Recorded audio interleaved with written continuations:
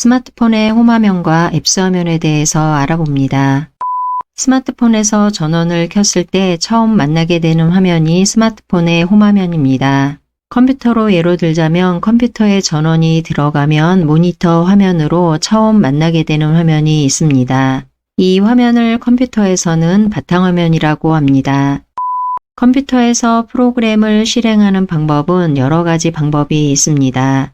그 방법 중에 하나가 바탕화면에 있는 바로가기 아이콘을 더블클릭해서 실행하게 됩니다. 스마트폰에서도 컴퓨터의 바탕화면과 같은 역할을 하는 화면이 있습니다. 그 화면이 바로 홈화면입니다. 컴퓨터에서는 바탕화면에 있는 프로그램을 실행하기 위해서 더블클릭을 합니다. 스마트폰 홈화면에서 앱을 실행하기 위해서는 더블클릭을 하지 않고 가볍게 터치합니다. 컴퓨터에서 프로그램을 실행하는 또 다른 방법은 시작 단추를 이용하는 방법입니다. 시작 단추를 클릭했을 때 표시되는 프로그램 목록이 있는데 여기에서 실행할 프로그램을 클릭하는 방법입니다. 스마트폰에서도 앱을 실행하는 방법이 홈화면을 이용하지 않고 다른 방법을 이용할 수도 있습니다. 스마트폰의 앱스 화면에서 앱을 터치하게 되면 앱이 실행됩니다. 지금은 스마트폰의 홈화면입니다. 여기에서 플레이스토어를 실행해 보겠습니다. 플레이스토어 화면이 열립니다. 화면을 닫아주기 위해서 화면 오른쪽 아래 이전이나 취소 버튼을 터치합니다.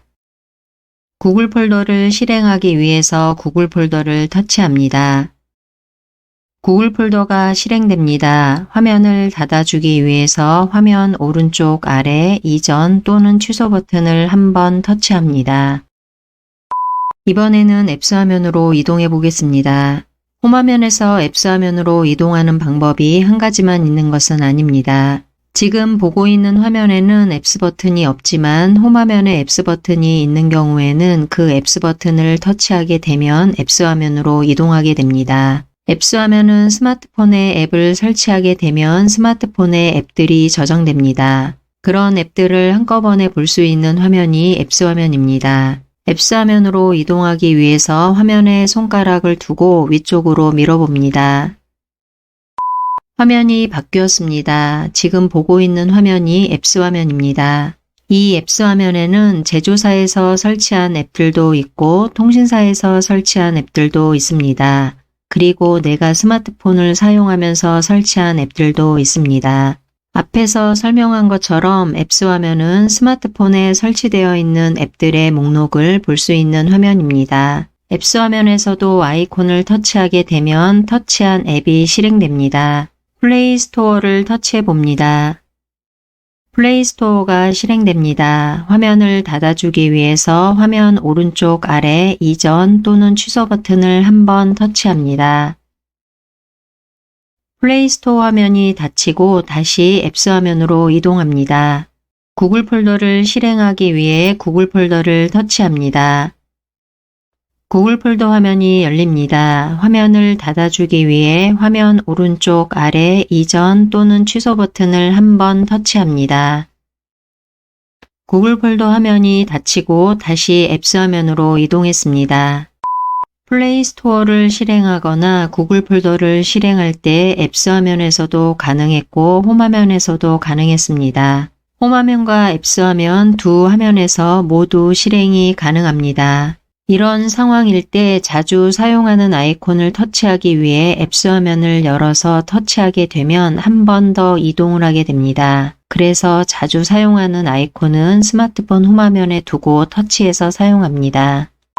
앱스 화면에서 스마트폰에 설치된 앱들의 목록을 볼 수 있다면 스마트폰 홈화면에서는 앱들의 목록을 모두 볼 수 없는 경우도 있습니다.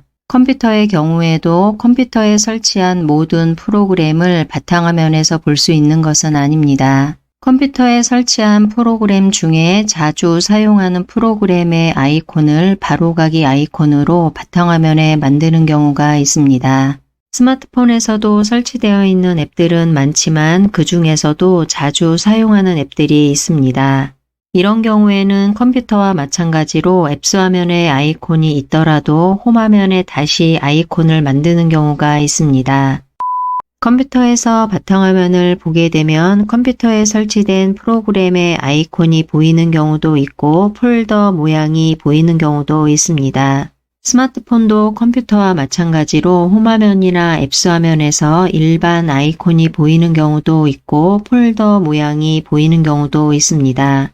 일반 아이콘을 터치하게 되면 해당 앱이 실행됩니다. 폴더 모양을 터치하게 되면 폴더가 실행되어 화면에 열립니다. 플레이스토어를 터치합니다. 플레이스토어 화면이 바로 실행됩니다. 이전 화면으로 이동하기 위해서 화면 오른쪽 아래 이전 또는 취소 버튼을 한번 터치합니다. 플레이스토어 화면이 종료됩니다. 구글 폴더를 터치합니다. 구글 폴더 화면이 열립니다. 구글 폴더 안에는 구글과 관련된 여러 앱들이 모여 있습니다. 이렇게 폴더에는 관련된 앱들을 모아놓는 경우가 있습니다. 지금은 구글 폴더가 열려있는 상태이고 이 폴더 안에는 구글이라는 앱이 있습니다.